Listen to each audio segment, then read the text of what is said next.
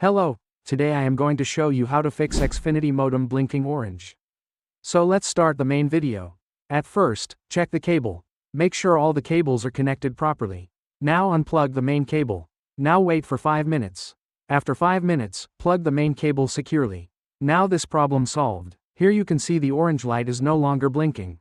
In conclusion, a blinking orange light on an Xfinity modem indicates that the device is having trouble connecting to the internet or receiving a stable signal from the network.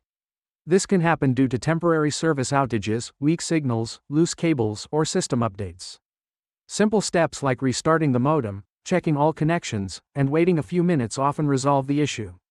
However, if the orange light continues for a long time and the internet does not return, it usually means the problem is on the service provider's side, and contacting Xfinity customer support is the best way to fix it quickly.